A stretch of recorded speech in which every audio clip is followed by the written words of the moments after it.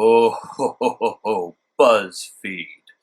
I've wanted to take a shot at these worthless cockbites for a while now, and now I have the chance. Let's get started, shall we? What's the deal with Santa? So breaking and entering is okay long as it's a chubby white dude. And he's eating your mama's cookies? Nothing about this statement makes any sense. Santa Claus doesn't exist, therefore he isn't breaking into your house and eating your mom's cookies. But even if he was, did you forget about the part where he leaves presents too? Also, this video is about Muslims. What does Santa Claus have to do with Muslims? When are you gonna stop asking me if I pray 5 times a day? That's so mean, because I don't. I feel guilty.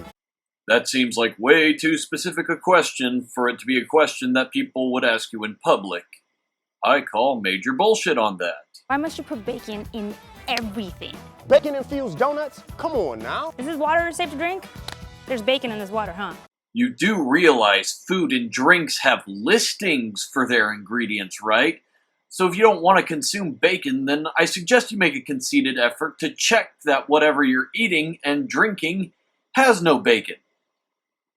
Bacon is common because it's popular with Americans. Food companies incorporate it into everything that sells well. I'm pretty sure there's a slim chance they're going to reduce the amount of bacon they produce just to make the small amount of Muslim customers happy.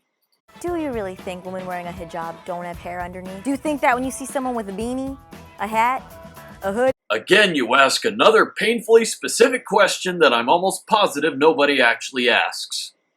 The only thing that goes through my mind when I see a woman sporting a hijab is how much I feel sorry for her because she's been culturally conditioned to wear something that symbolizes the horrific, misogynistic, and dehumanizing religion to which she belongs. Why do you think all Muslims are Arab? There aren't 1 billion people in the Middle East. That's geographically, physically, intellectually impossible. I don't.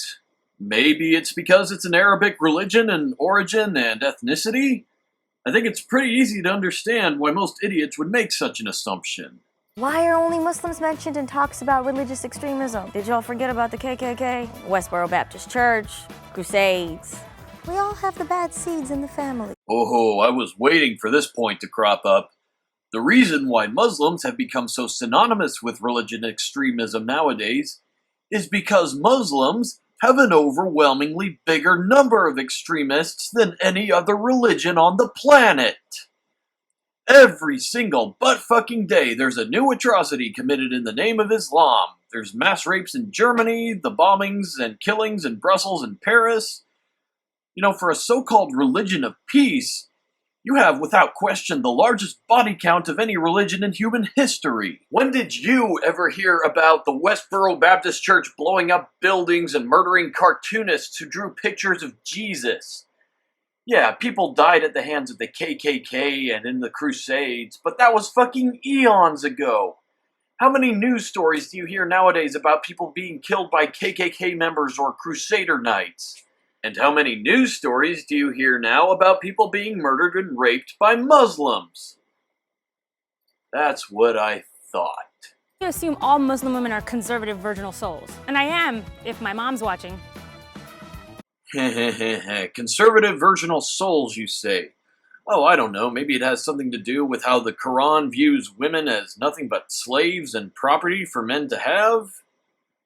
That's just a wild guess. Why do you expect every Muslim woman to wear a headscarf?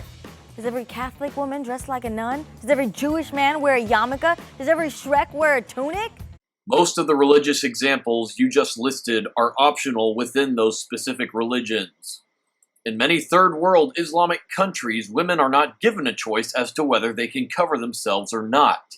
And it just so happens that these countries are the ones we see the most in the news and in the movies. So it's kind of natural for most people to make an assumption like that. You're really scared that we're gonna take over America with Sharia law? I can barely wake up for Fajr, let alone wage a holy war. Good! If we can convince about 50% more of the world's entire civilian Muslim population to be as easygoing as you, then I think we'll be able to close the lid on the whole Muslim problem.